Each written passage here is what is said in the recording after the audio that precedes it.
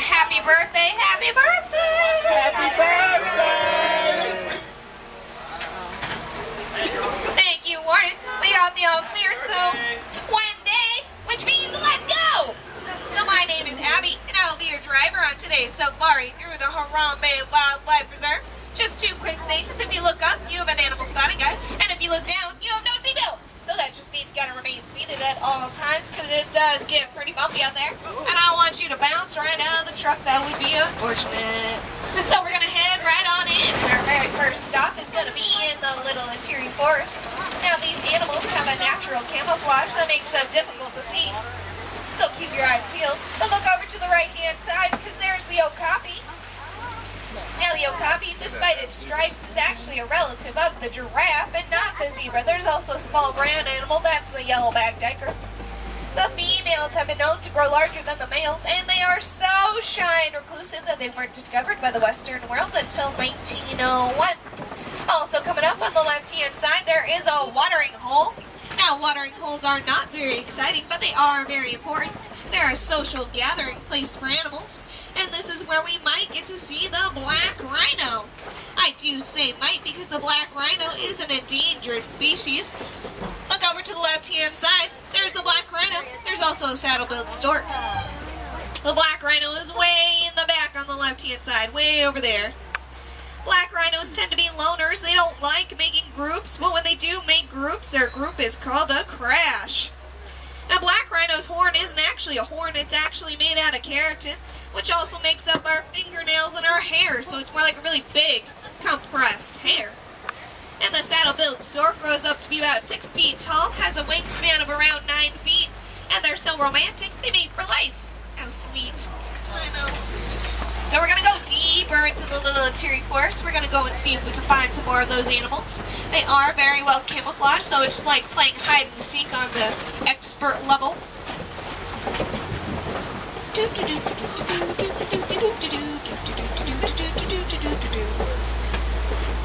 going to go with the fur animals, for animals, for animals. We're going to go with the fur animals out in the forest.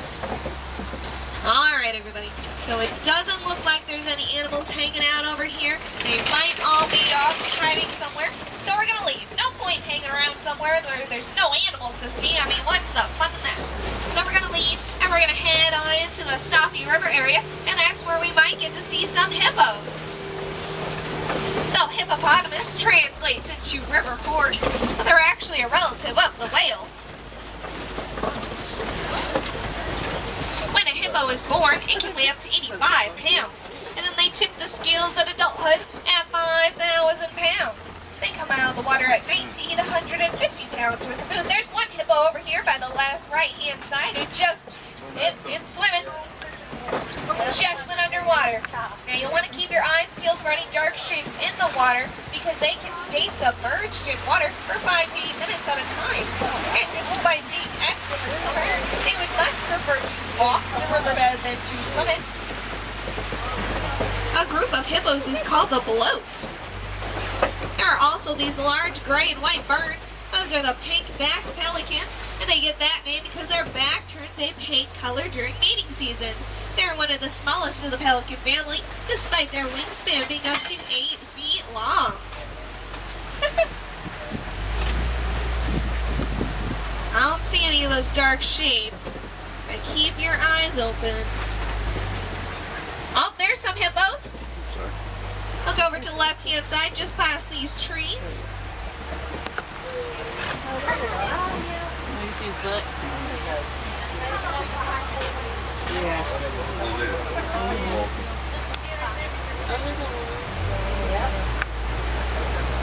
Oh no, now we have to cross over this rickety bridge, which is right over the Nile crocodile on the left-hand side. The Nile crocodile is an ectothermic animal, which means it is cold-blooded. Their jaws can exert a pressure of over 2,000 pounds per square inch, which means they can snap bones with just one bite. And they run up to 10 miles per hour on land and are even faster in the water, and yet no, they always look a little hungry. So let's get on out of here. Oh boy. Oh.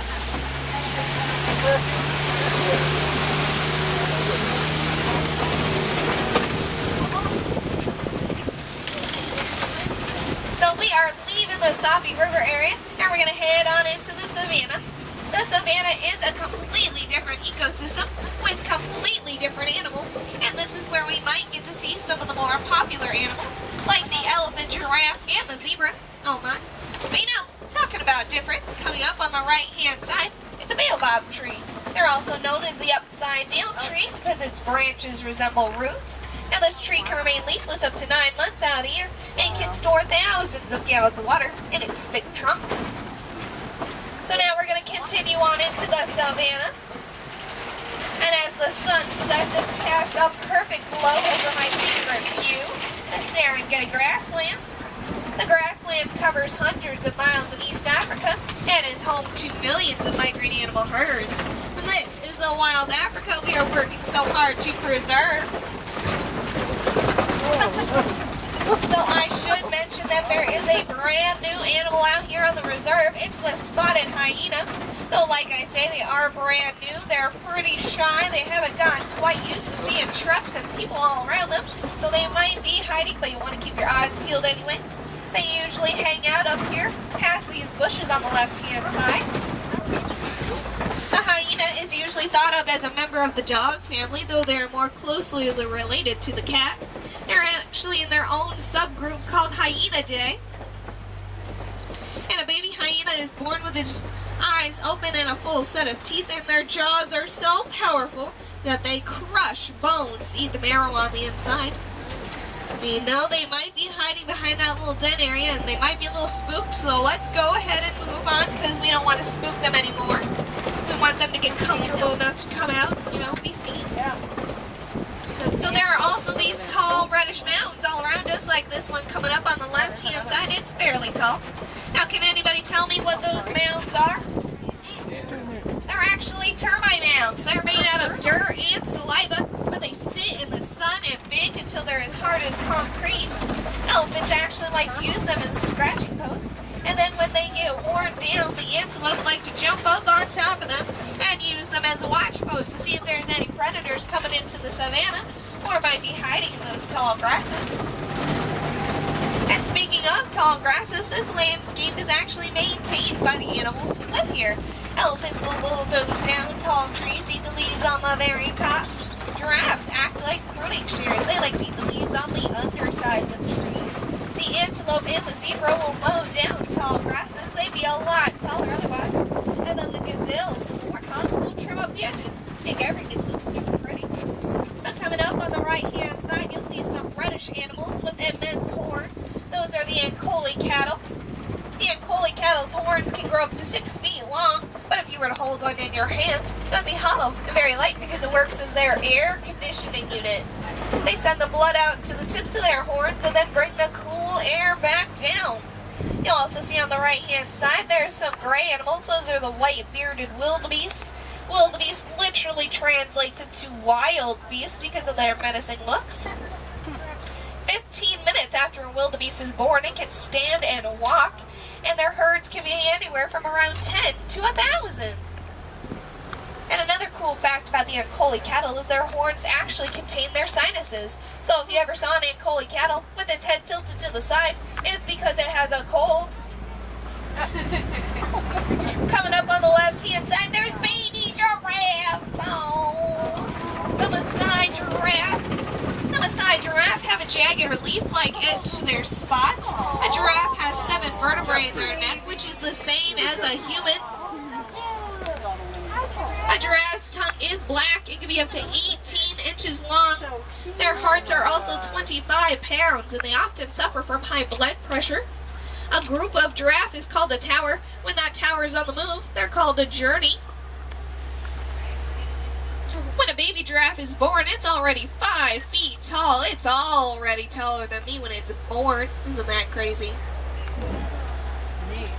There's another baby giraffe up here on the right-hand side as well.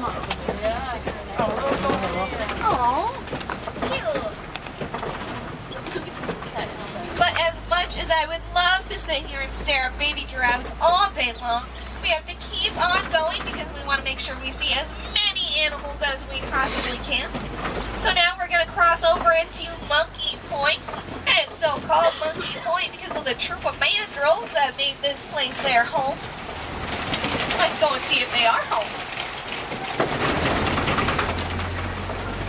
If you look over to the left-hand side, you'll see the mandrills hanging out of these trees. The mandrill is the largest monkey in Africa, also the brightest because of the distinctive red and blue markings on their face. The males will grow up to be about 100 pounds, while the females will grow up to be about 30.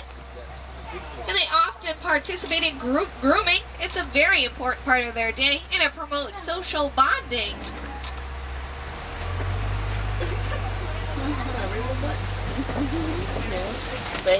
Oh, and it does look like we caught up to that truck in front of us again. And you know, it's quite frustrating that we keep catching up with them, because I mean, my voice is plenty annoying enough for one safari. We don't need to make it two. So we're just going to take a pause up here for just a little bit to make sure we get a little bit of distance, because while we are on the reserve, we're not in LA. No need to be up against each other. So birthday girl, are you having a fantastic birthday at Animal Kingdom today?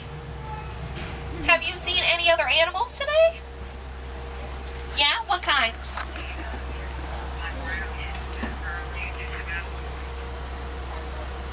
Monkeys? What kind of monkeys? There were black ones. That's pretty cool. Well, you know, there has been enough time passing, so we're going to keep on going. We want to make sure that we see lots of animals. Oh, and we just have to cross over this bridge, and you know, it looks a little bit sketchier than even the last bridge we were on, but you know, there's no crocodile, so that's always a good thing. Whoa. Oh boy. To the right! To the right! Oh boy. Okay, okay. Now to the left. Okay, now nobody move. Oh my gosh. This is not an action movie. This is real life. And I'm out. I'm done. Oh my goodness. My heart is beating so fast. Okay, okay. Deep breath. Deep cleansing breath. Okay. Now quick show of hands. Who fell out of the truck? Oh goody, you jumped back in before I even saw you. Wow, you're fast. Oh, but you know the real good news is that we must be getting close to elephants, because I see tusk marks in the red clay.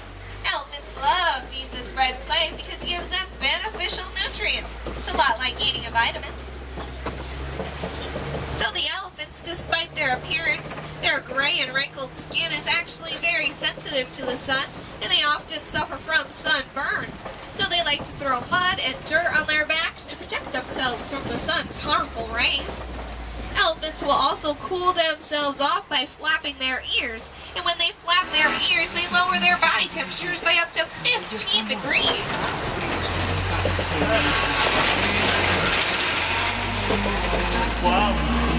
An elephant's pregnancy can last up to 22 months, which is 2 full years, and a baby elephant is born 300 pounds. Both female and male elephants will grow tusks. Those tusks are made out of ivory, so they're targeted by poachers. Another threat to the elephant is habitat loss. They're forced to leave their natural habitat and move in next to humans. And while it might sound super cool to have an elephant as your neighbor, it's actually pretty dangerous for yourself and the elephants.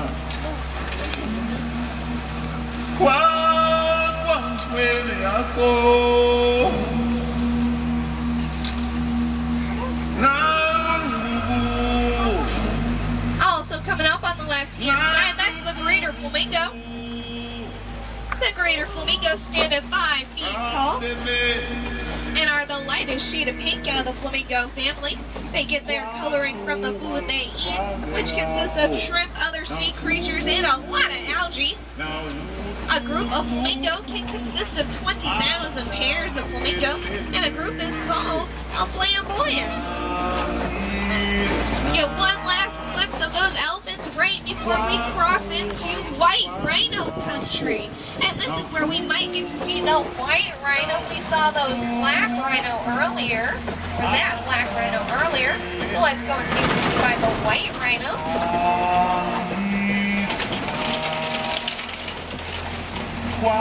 But if you look out to the left-hand side, there is a zebra. There are also some large mud pits. Now those mud pits were probably made by a big animal. It was most likely the white rhino, because unlike the elephant, they don't have a trunk.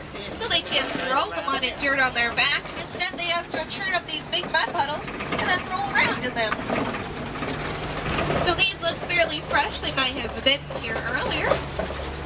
And a zebra's stripes are a lot like our fingerprints, unique to each individual zebra.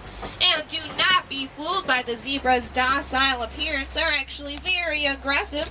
One kick from a zebra can break the jaw of a lion. And it has long been debated as to why zebras have stripes. And some people think that it's when they stand in a big herd. You can't tell where one zebra starts and one zebra ends, so they confuse predators.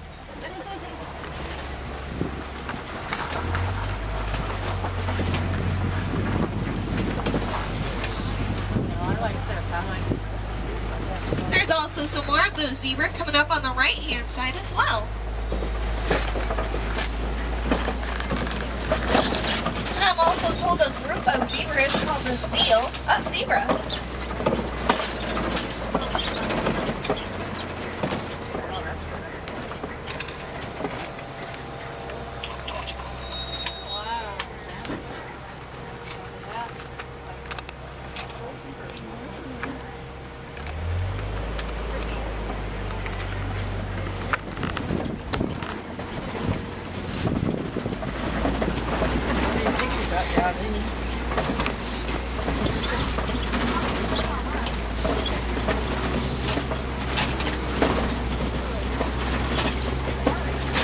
So if you look out to the left-hand side, there is a large rock formation. Now this rock formation is called the Kopi, and this is normally the home to a member of the big cat family, the lion. It's right over there by that big rock. The lion is a rare thing to see because they remain inactive for 18 to 20 hours in a day and are active for only 4 at night, like any true cat. And the females will do most of the hunting while the males stay at home and protect the pride. The lion's night vision is 6 times better than a human's, and they can leap into the air about 20 feet. Their roars can also be heard from up to 6 miles away. It is the ninth least recorded sound.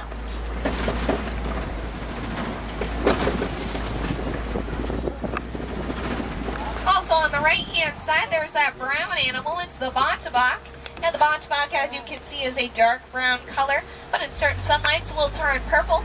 And in the 1900s, they were declared extinct in the wild. And they now only live on reserves like this one.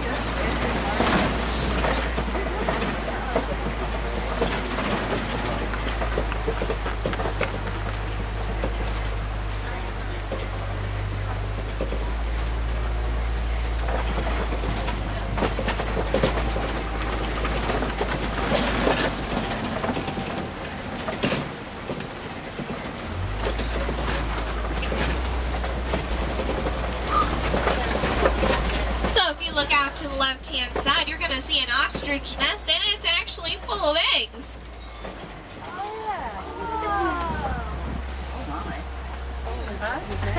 Now the ostrich is the largest bird, a flightless bird, but they run up to 40 miles per hour, and they actually like to make communal nests. A bunch of ostrich mothers will get together and make one giant nest so that some can go out and look for food while others babysit the eggs.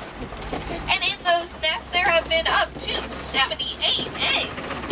And one ostrich egg weighs an entire pound, which is the equivalent of 12 chicken eggs. Which is only fitting because the ostrich is the largest bird. They should have the largest egg.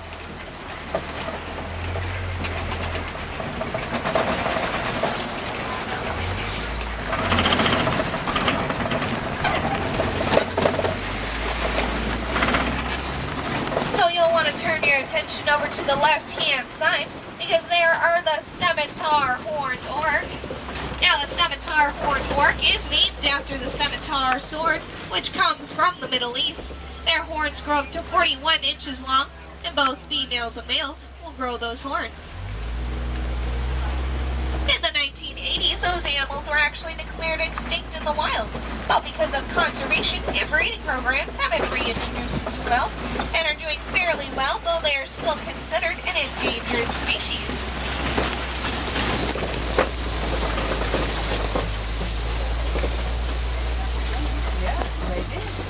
So this actually means we're coming up to the end of our safari.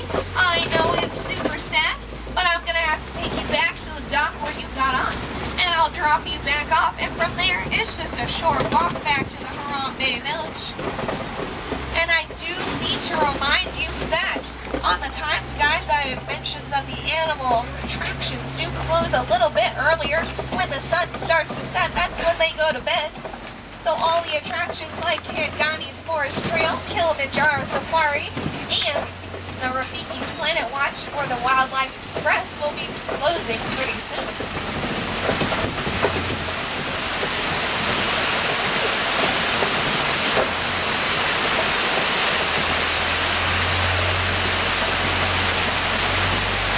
However, all the attractions like Dinosaur, Hester and Chester's Fun Area, Expedition Everest, and Cali River Rapids will remain open until the park's official close. So since you guys are so incredibly special, I'm actually going to take you past these docks, and you're going to get to see a little bit of that backstage area, which is pretty neat. It's pretty cool.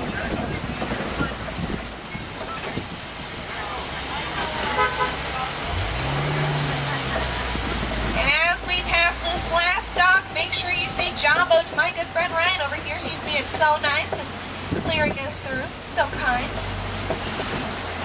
Jumbo Ryan! Maybe. I don't know. Welcome back, Ryan. I'm not quite sure. Jumbo.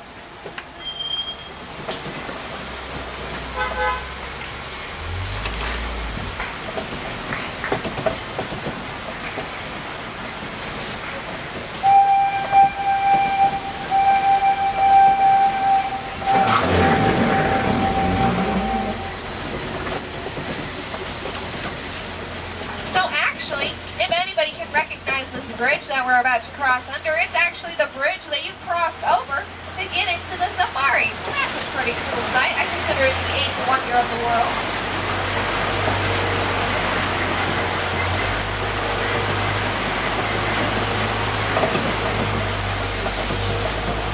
So I'm actually not going to pull up all the way because there are people waiting to get on a truck and we're already on a truck, so that is just a little bit awkward. Woo boy. Jumbo! Jumbo, Warden! Jumbo, everybody! Night, everyone!